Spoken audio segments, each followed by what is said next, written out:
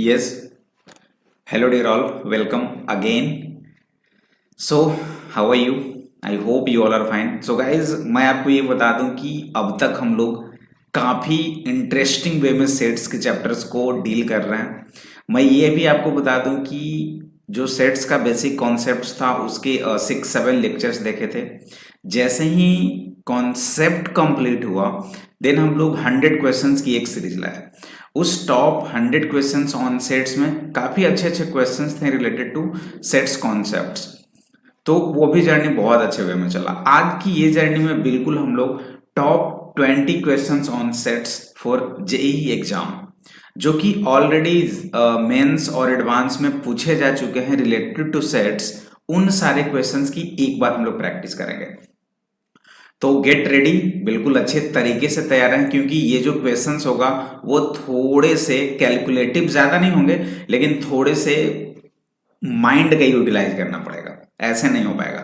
ठीक है, तो जितने भी कॉन्सेप्ट्स आपने गेन किया, जितने भी क्वेश्चंस की प्रैक्टिस आपने की होंगी, उन्हीं से रिलेटेड ये बहुत अच्छे कॉन्सेप्ट्स होंगे क्वेश्चंस का। तो बिल्कुल विदाउट एनी डिले मूव करते हैं हम लोग फर्स्ट क्वेश्चंस की ओर।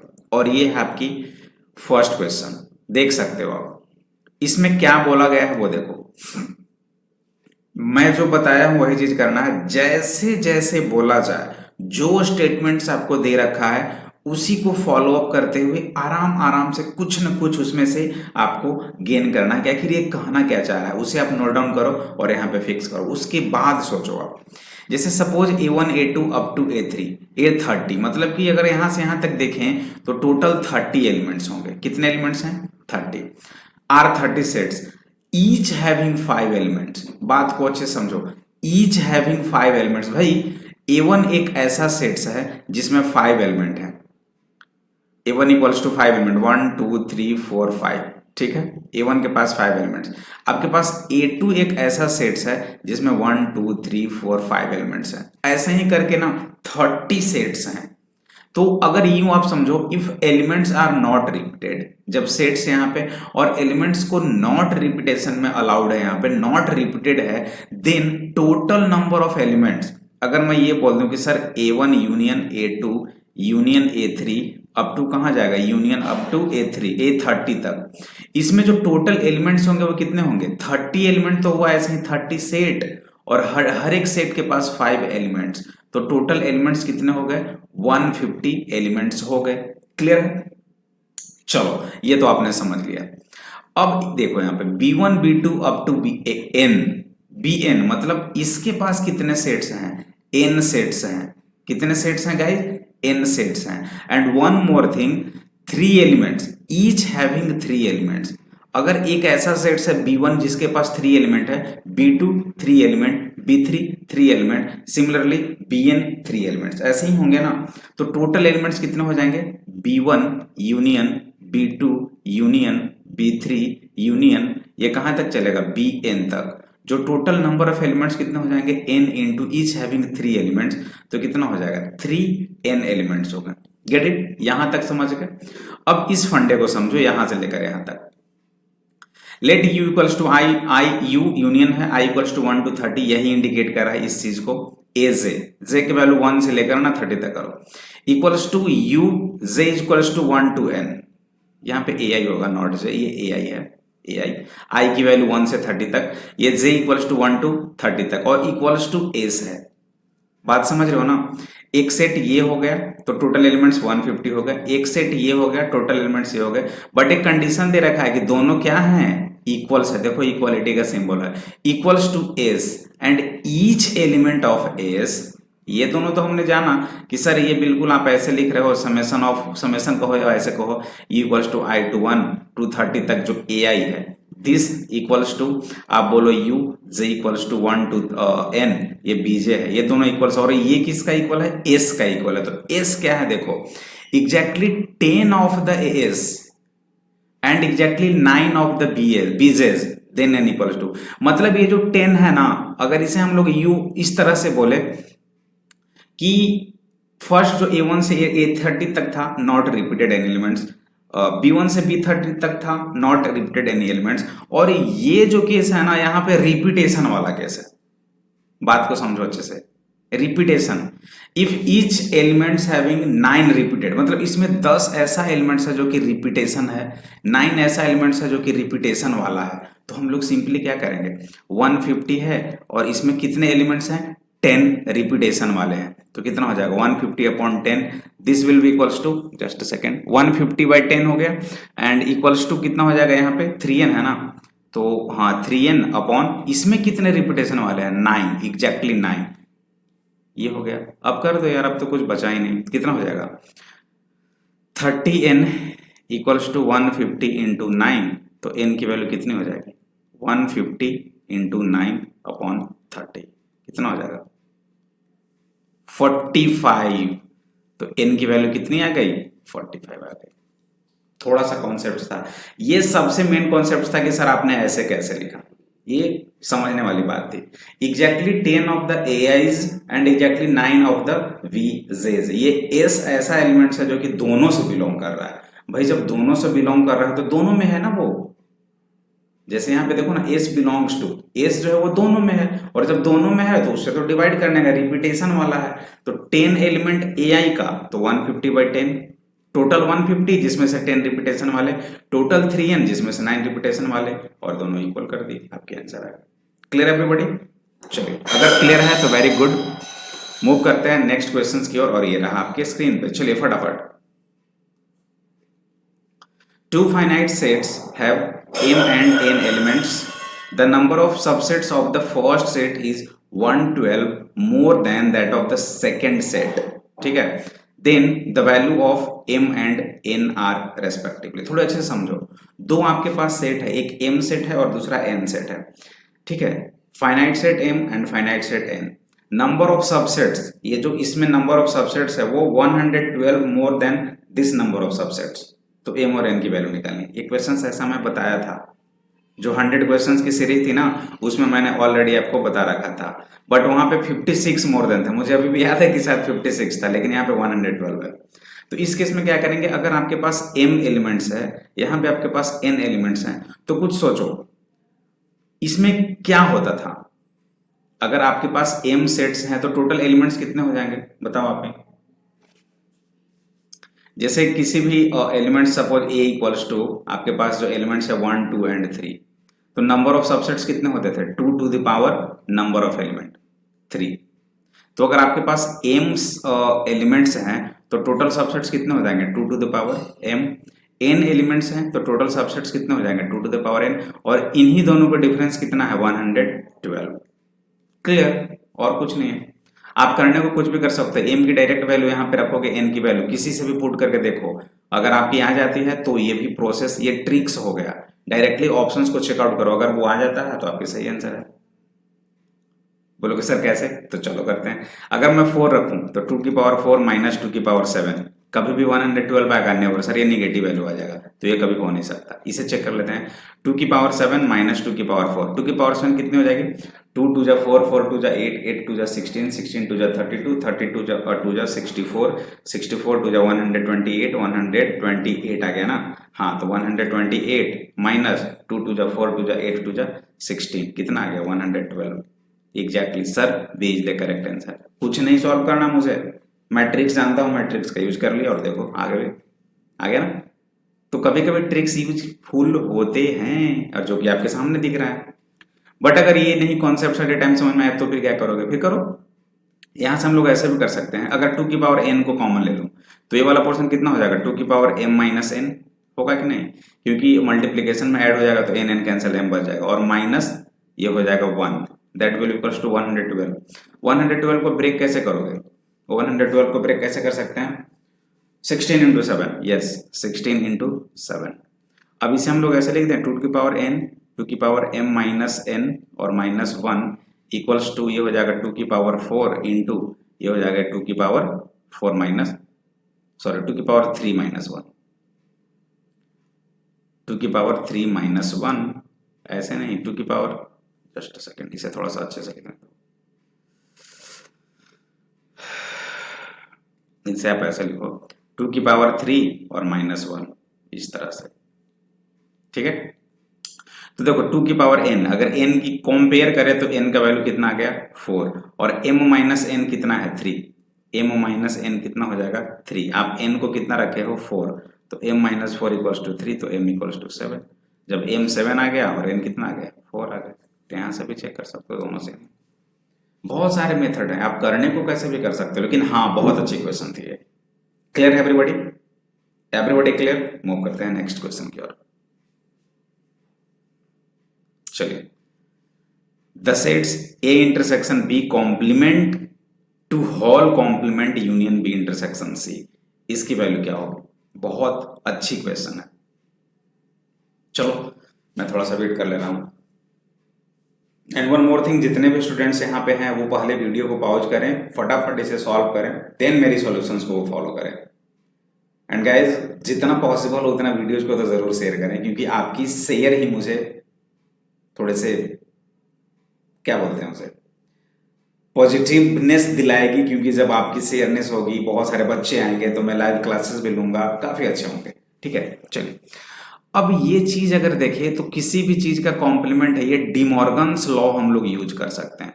तो जैसे ही डिमॉर्गन्स थ्योरम यूज करेंगे, डिमॉर्गन्स लॉ, तो क्या हो जाएगा, ए कॉम्प्लीमेंट और इंटरसेक्शन बन जाएगा यूनियन, और ये बी कॉम्प्लीमेंट की कॉम्प्लीमेंट हो जाएगी, इस तरह से एक साथ यूनियन। ये बी इंटरसेक्शन सी है, रहने दो।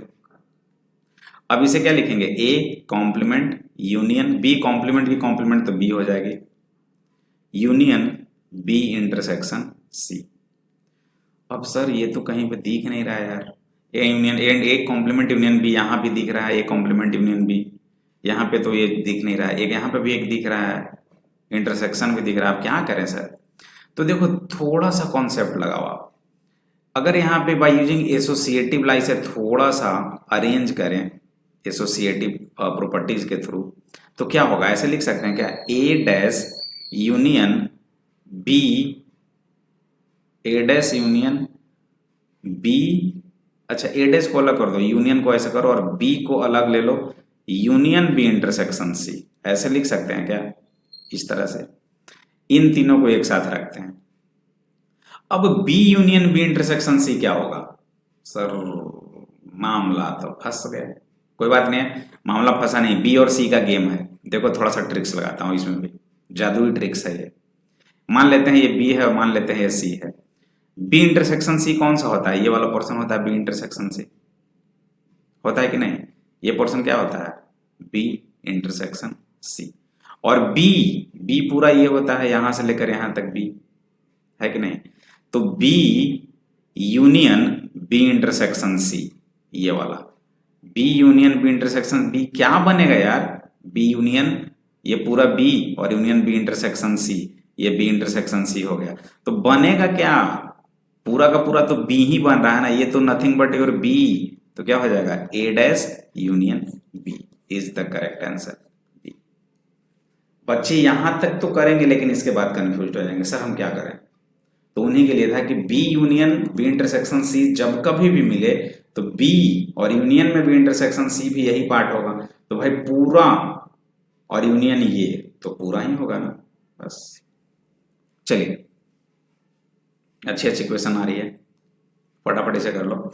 Late F1 be the set of parallelogram, F2 be the set of rectangles, F3 be the set of rhombus, F4 be the set of squares, F5 be the set of trapezium in a plane, then F1। अरे यार ये तो बहुत simple, इसमें तो कुछ करना ही नहीं, नथिंग। एक छोटा सा अगर डायग्राम बनाओगे ना तो आपकी आंसर आ जाएगी। देखो बहुत अच्छे से समझना। मान लेते हैं कि ये यूनिवर्सल सेट है U, ठीक है। अब है F1 पैरेललोग्राम है, रेक्टेंगल है और रोम्बस है। तो पैरेललोग्राम का ही तो पार्ट है ना रेक्टेंगल और रोम्बस। अगर मैं यहां से लेकर यहां तक ऐसे मान लेता हूं कि ये F1 है, पैरेललोग्राम है ना, F1 क्या है, पैरेललोग्राम है। इसी पैरेललोग्राम में ही आता है ना, रेक्टेंगल भी आएगा, रोम्बस भी आएगा और स्क्वायर भी आएगा, तीनों के तीनों पैरेललोग्राम में ही आएगा, आएगा कि नहीं आएगा, तीनों के तीनों। और बड़ा सा जो अगर हम ले लें तो ये सारे के सारे किस में आएंगे, इसी के अंदर है ये सारे के सारे आ जाएंगे किस में, ट्रापेजियम में, यानी कि F5 के अंदर आ जाएंगे। देखो ट्रापेजियम के अंदर सारे आ जाएंगे, पैरेललोग्राम आ जाएंगे, रेक्टेंगल आ जाएंगे, रोम्बस आ जाएंगे, स्क्वायर्स आ जाएंगे, सब कुछ। तो ट्रापेजियम सबसे बड़ा हुआ, तो F5 सबसे बड़ा हुआ। अब ट्रापेजियम के अंदर में क्या लगते हैं हम लोग, मान लेते पैरेललोग्राम, तो पैरेललोग्राम, इसके लिए पैरेललोग्राम यूज किए, इसके लिए ट्रापेजियम यूज किए। तो पैरेललोग्राम के अंदर में क्या क्या आएगा, रेक्टेंगल भी आएगा, रोम्बस भी आएगा और स्क्वायर भी आएगा। तो मान लेते हैं कि ये आपका क्या है, मान लेते हैं ये आपका रेक्टेंगल है, तो भाई कुछ रेक्टेंगल हो गया, और ये मान लेते हैं यहां से यहां तक कि ये आपका रोम्बस है, यानी कि रोम्बस क्या है, F3 है। तो भाई ये बीच वाला जो पोर्शन है ये तो आपका स्क्वायर भी तो बन सकता है ना, सम। तो ये कितना हो जाएगा, F4 हो गया। मतलब सबसे बड़ा ट्रापेजियम, ट्रापेजियम के अंदर में क्या आ गया, पैरेललोग्राम, पैरेललोग्राम के अंदर में क्या आ गया, रोम्बस आ गया, स्क्वायर आ गया और रेक्टेंगल आ गया। तो some rectangles are rhombus and some rectangles are rhombus भी हो गया, सम रोम्बस आर, सारे के सारे आ गए ना इस जोन में। देखो ना, सम रेक्टेंगल्स आर, यहाँ पे अगर देखें तो क्या हो गया, रोम्बस हो गया। तो अगर यहाँ पे देखें तो देखो F2 इंटरसेक्शन F3 कभी नहीं, यार इंटरसेक्शन की कंडीशन नहीं होगी, ये तो होगा नहीं। F2 F5 नहीं, इंटरसेक्शन वाले केस नहीं होगी, यूनियन वाला सारा केस होगा। क्योंकि अगर F1 को हम लोग देखें, बड़ा वाला पार्ट F1, तो ये F1 क्या हो जाएगा, F1 इक्वल्स टू हम लोग लिख सकते हैं sir F1 union F2 union F3, F2 union F3 और यूनियन F4। हाँ बिल्कुल सही है, ये हो जाएगा जो कि आपका D है। ये तो डायरेक्ट आप सोच सकते थे। क्लियर है, चलिए आगे 5 नंबर। देखो 20 क्वेश्चंस हैं, तो आज हम लोग 10 ही करेंगे और नेक्स्ट वीडियोज में 10 करेंगे, क्योंकि एकदम से देखो सारे के सारे क्वेश्चंस अपने आप में एक लेवल वाले क्वेश्चन है। आराम से करो, सोचो समझो, अच्छे से प्रैक्टिस करो। आप नोट्स भी अगर बनाना चाहो तो आप नोट्स बना सकते हो और प्रिपेयर रहो अच्छे से। यहाँ पे देखो एस जो है set of all points inside the square, okay. T जो है set of points inside rectangle and C set of points inside the circles. If the triangle and circle intersect each other and are contained in a square then, ओ ये भी बहुत अच्छा है, इसमें भी कुछ खास नहीं है, इसका भी फिगर का बनाओगे ना तो समझ जाओगे। एस जो है set of point inside the square, ये पूरा का पूरा स्क्वायर है और एस इसके अंदर का एक पॉइंट है जो कि रिप्रेजेंट कर रहा है set of points inside the square. T set of points inside the triangle, और ट्रायंगल को हम लोग इस तरह से फिगर बना लिए, ये कि क्या कर रहा है, टी है इंडिकेट कर रहा है। सी जो है set of points inside the circle, C जो है set of points inside the circle but triangle and circle intersect each other, इसलिए मैं इंटरसेक्ट कराया यहाँ पे। तो पूछ रहा है क्या, और ये सारे के सारे स्क्वायर्स के अंदर में है, तो आप क्या करोगे यार, ये जो सी देखो यहाँ पे एस है, S intersection T intersection C, S intersection T intersection, ये तो कभी होगा नहीं, इसकी तो कोई चांस ही नहीं बनती। S union T union C, S union T union C, C ना ना ये भी नहीं होगा। ये हम लोग बोल सकते हैं कि देखो एस यूनियन, ये जो टी यूनियन सी है, हाँ T union C union S, ये एस का इक्वल होगा, बिल्कुल सही है, ये परफेक्टली सोचने वाली बात है। एस पूरा जो सेट ऑफ स्क्वायर्स हुआ, टी यूनियन सी जो है वो सेट ऑफ स्क्वायर्स को ही तो रिप्रेजेंट कर रहा है, exactly C is the correct answer, कुछ नहीं था इसमें। ये थोड़ा सा हलवा लेवल वाला, हलवे लेवल की क्वेश्चन थी। चलिए, are be the set of point inside rectangles, R be the set of point inside a rectangle of sides A and B where AB greater than 1 with two sides along the positive direction of x axis and y axis then। ओहो, लेकिन एक बात है, ये भी questions कुछ दम वाले नहीं है, ये भी क्वेश्चंस पूछे गए हैं लेकिन इसमें भी कुछ खास दम नहीं, इसे भी बहुत अच्छे तरीके से ट्रीट किया जा सकता है, अच्छे से बना सकते। देखो ये x एक्सिस हो गया और ये y एक्सिस हो गया। R be the set of points inside a rectangle of side A and B, मानकर चलो कि ये जो ये क्या है आपका ओरिजिन है 0 0, मानकर चलो ये डिस्टेंस अगर आपका a है यहां से यहां तक, तो ये पॉइंट क्या हो जाएगा a और y 0 हो जाएगा। मान लो कि y एक्सिस पे ये पॉइंट यहां से यहां तक b है, यानी कि ये 0, b हो जाएगा, ठीक है। तो ये जो पॉइंट यहाँ पे होगा इन दोनों का इंटरसेक्शन से, ये वाले पॉइंट, ये जो पॉइंट होगी ये क्या हो जाएगी, a, b हो जाएगी, ठीक है। R be the set of points inside a rectangle of sides A and B where greater, कहीं ना कहीं मान के चलो ये आर इसका एक पॉइंट है, आर आर कहीं एक सेट होगा, आर का कोई भी एलिमेंट्स यहाँ पे मान लो। तो अगर यहाँ पे देखें तो ये तो ग्रेटर देन तो होगा भाई, X axis and Y axis, हाँ। तो R equals to X Y such that X जो है 0 से बड़ा और ए से स्मॉल। इक्वल टू कैसे हो जाएगा? इक्वल टू हो जाएगा तो बिल्कुल इस पॉइंट को इंडिकेट देगा, उस पॉइंट्स पे हो जाएगा, फिर इनसाइड का कोई गेम ही नहीं होगा। इनसाइड मीन्स क्या हुआ, इसके जस्ट अंदर है, वो तो ए से स्मॉल हो जाएगा ना एक्स, और जो वाई होगा वो क्या हो जाएगा, बी से स्मॉल होगा कहीं ना कहीं। पूरा बी जो है यहाँ से डिस्टेंस इससे तो छोटा ही होगा ना। ये पॉइंट अगर हम लोग देखें तो ये पॉइंट के लिए ये पॉइंट हो जाएगा ये ए, ये वाला ए हो जाएगा और ये वाला बी हो जाएगा। तो ये तो पूरे उससे तो छोटा है ना, जो रियल पॉइंट्स है, जो रियल डिस्टेंस है उससे तो छोटा ही है ना। तो एक्स क्या हो जाएगा, ए से स्मॉल, और वाई क्या हो जाएगा, बी से स्मॉल। और ये एक्स और वाई ऑलरेडी बोल रहा है कि ग्रेटर देन है, तो ये भी 0 से बड़ा हो जाएगा और ये भी 0 से बड़ा हो जाएगा। ये कहीं पे पॉइंट दिख रहा है क्या, 0 एक्स ए, ये नहीं होगा, ये नहीं होगा, ये नहीं होगा, हाँ डी है, 0 X A and 0 Y B, that's it.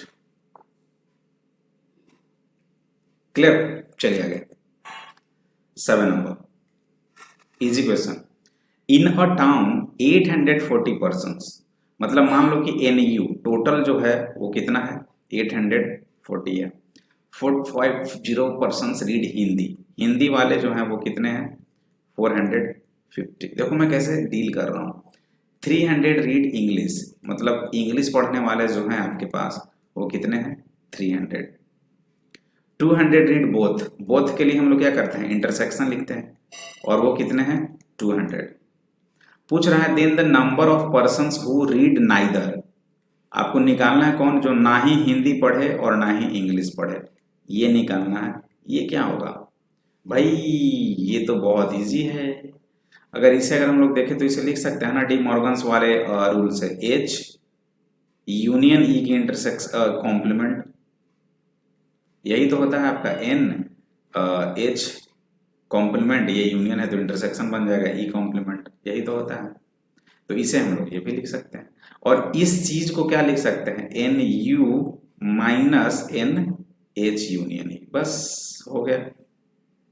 N you आपके पास दे रखा है 840, तो ये क्या हो जाएगा, N H plus N E और minus N H intersection E, बस। एन एच कितना है 450 प्लस एन ई कितना है 300 माइनस 200, कितना हो जाएगा 750 माइनस 200 550 हो जाएगा। तो 840 माइनस 550 सब्ट्रैक्ट कर दो, 0 9 और 2, 290 is the correct answer, yes B is the correct answer. At a time सोचना है आपको कि सब कुछ आपने जो डेटा गिवन था, एन यू मैंने लिख दिया, एन एच मैंने लिख दिया, एन ई मैंने लिख दिया, बोथ वाले लिख दिया। पूछ कह रहा है नाइदर, तो नाइदर के लिए हम लोग क्या करते हैं, यही यूज करते हैं, एच कॉम्प्लीमेंट इंटरसेक्शन। और ये जो है इसके लिए हम लोग फॉर्मूला ये लिखते हैं, एन एच यूनियन ई की कॉम्प्लीमेंट ये कहलाता है। बाकी हम लोग इसके लिए फॉर्मूला ये लगा दिए, सब गिवन था, कर दिया। चलो फटाफट से करो, ये भी बहुत अच्छी क्वेश्चन है। एक्स की अगर सेट की वैल्यू लिखे तो कितना हो जाएगा, N belongs to natural number, मतलब एन की वैल्यू 1 पे कितनी हो जाएगी, 8 माइनस 7 1 माइनस 1 0। अगर n की वैल्यू 2 लूँ तो ये है n इक्वल्स टू 1 पे, अगर n इक्वल्स टू 2 लूँ तो कितना हो जाएगा, 8 का स्क्वायर 64, 64 माइनस 14 50, 51 माइनस 50 माइनस 1 49। चलो n इक्वल्स टू 3 पे कितना हो जाएगा, 8 8 जा 64, 8 जा 512 माइनस 21 और माइनस 1, तो 512 माइनस 22 कितना हो जाएगा, 0 9 490, कितना हो जाएगा 490। और ये सीरीज चलता रहेगा चलता रहेगा चलता रहेगा। सिमिलर वे में y अगर लिखना चाहें तो एट n इक्वल्स टू 1 कितना हो जाएगा, 1 माइनस 1 0, तो ये तो पूरा का पूरा 0 हो जाएगा। चलो n इक्वल्स टू 2 पे देखो, 2 लेंगे तो कितना हो जाएगा, 2 माइनस 1 1 यानी कि 49। चलो n इक्वल्स टू 3 पे देखो, 3 माइनस 1 2, 49 2 जा 98, है ना। और ये सीरीज ऐसे ही चलता रहेगा ये भी। तो क्या x belong x is a subset of y है, हाँ 0 भी है 49 भी है, 0 भी है 49 भी है। 490 भी है, 490 यहाँ पे है, हाँ कहीं ना कहीं तो 490 आएगा ही, 49 का ये मल्टीपल है तो कहीं ना कहीं तो 490 आएगा ही ये, तो भाई ये भी अवेलेबल है। तो आई थिंक 100% बोल सकते हैं x is subset of y is not a subset of x। ये कोई जरूरी नहीं है, कुछ एक्स्ट्रा एलिमेंट जैसे कि 98 हो गए, क्या इसमें 98 मिल रहा है, नहीं ना, तो y को कैसे बोल सकते हैं सबसेट यार। ये सारा इसका सारा पार्ट्स यहाँ पे मिल जाएगा, यहाँ मिला यहाँ मिला यहाँ मिला, लेकिन इसके सारे पार्ट्स x में अवेलेबल नहीं है, सो ये तो गलत हो गया। अब ऐसा नहीं है कि दोनों में 5 होगा, x इक्वल्स टू y हो नहीं सकता, ये करेक्ट आंसर।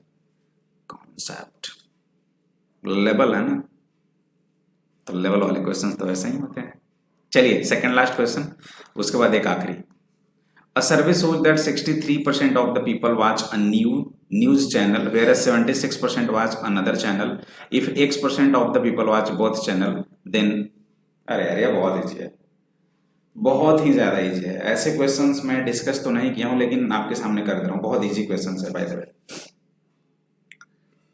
कैसे इसे बना सकते हैं? ये survey show that 63% of the people watch news channel where 76 another. मान लो कि ए एक चैनल है NA, इसमें 63 है, 63% 63 एलिमेंट्स हो गए। NB की अगर बात करूं तो 76% है, यानी कि 76 हो गया। NA इंटरसेक्शन B कितना होगा? बोथ, देखो बोथ वाले के लिए कितना है? X है कि नहीं है ना? अब क्या कर सकते हैं हम लोग, एक फॉर्मूला NA यूनियन B का लगा, NA यूनियन B कितना हो जाएगा? NA plus NB minus NA intersection B। NA कितना है? 63 प्लस 76 माइनस X कितना हो जाएगा? 139 minus X। But NA union B कितना होगा भाई? ये 63 ये 76, टोटल जो परसेंटाइल होंगे, जो टोटल परसेंटेज होंगे वो तो 100 ही होगा ना, 100% ही होगा ना, 100% से ज्यादा थोड़े ना होगा, ज्यादा 100% ही मैक्सिमम होगा। तो यहाँ से x की वैल्यू कितनी हो जाएगी? 39 होगी कि नहीं होगी? x 39, तो क्या हो जाएगा? बोलोगे सर ये है ना, यहाँ पे कुछ ना कुछ गड़बड़ कर दी, x 39 नहीं होगा। एक कॉन्सेप्ट गेन करना पड़ेगा यहाँ पे कि NA इंटरसेक्शन B जो होता है वो less than equal to NA होता है। ये थोड़ा सा कॉन्सेप्ट याद रखना पड़ेगा, समझना पड़ेगा। जब NA इंटरसेक्शन B जो होता है, NA इंटरसेक्शन B वो less than equal to NA होता है। इक्वल टू भी NA हो सकता है, लेकिन लेस देन भी हो सकता है इंटरसेक्शन में। तो NA इंटरसेक्शन B जो आपने निकाला यहाँ पे X less than equal to कितना हो जाएगा? NA 63, और ये X 39 है, 39 से ज्यादा भी हो सकता है, तो 39 से ज्यादा इक्वल और 63 से स्मॉल, ये हो गया। दोनों कॉन्सेप्ट यहाँ पे गेन करना पड़ेगा, ठीक है? क्लियर है? चलिए आज की सेशन की लास्ट क्वेश्चन, और ये लास्ट है। Set A and B are defined as A equals to xy such that y equals to 1 by x where x is not equals to 0, x belongs to real number. B equals to xy such that y equals to minus x belongs to real number. Then बहुत easy है यार ये तो। देखो y equals to 1 by x का अगर graph हम लोग बनाए, y equals to 1 by x का, तो कैसा ग्राफ बनता है? बिल्कुल इस तरह से ग्राफ बनेगा, ऐसा, एक इधर से बनेगा और एक इधर से बनेगा। y equals to 1 by x का ग्राफ ऐसे बन गया। और दूसरा जो है आपके पास y equals to minus X, ये है y equals to minus X, इसका ग्राफ ऐसे बनेगा। अब एक बात बताओ, ये वाला ग्राफ और ये वाला ग्राफ में कहीं भी ऐसा कंडीशंस आएगा कि कहीं ना कहीं इंटरसेक्ट करे? कभी नहीं, कभी भी ऐसा कंडीशंस नहीं आएगा। डू नॉट इंटरसेक्ट, कभी इंटरसेक्ट करेगा ही नहीं। और जब इंटरसेक्ट करेगा ही नहीं तो कुछ ना कुछ एलिमेंट्स कहाँ से मिलेंगे? ये इंटरसेक्शन भी क्या हो जाएगा? 5। ये लॉजिकल क्वेश्चन था, बहुत इंपॉर्टेंट। तो इस केस में हम लोग क्या देखे, जब y इक्वल्स टू एक्स का ग्राफ बनाया, बिल्कुल ओरिजिन से पास होते हुए गया, y equals to 1 by X का ग्राफ बनाया तो बिल्कुल ऐसे बना कर्व की तरह, और दोनों कहीं पर इंटरसेक्ट कर ही नहीं रहा है। तो जब इंटरसेक्ट कर ही नहीं रहा है तो कोई एलिमेंट्स कॉमन मिलेंगे ही नहीं, और जब मिलेंगे ही नहीं तो इंटरसेक्शन भी क्या हो जाएगा? 5 है। क्लियर है? तो आज के लिए इतना काफी, मिलते हैं एक छोटे से ब्रेक के बाद गाइज। एंड नेक्स्ट जो लेक्चर्स 2 होगा उसमें हम लोग 20 क्वेश्चंस की सीरीज है, आज हमने 10 कंप्लीट किया। नेक्स्ट वीडियोज में 10, 11 से लेकर 20 तक करेंगे। तब तक के लिए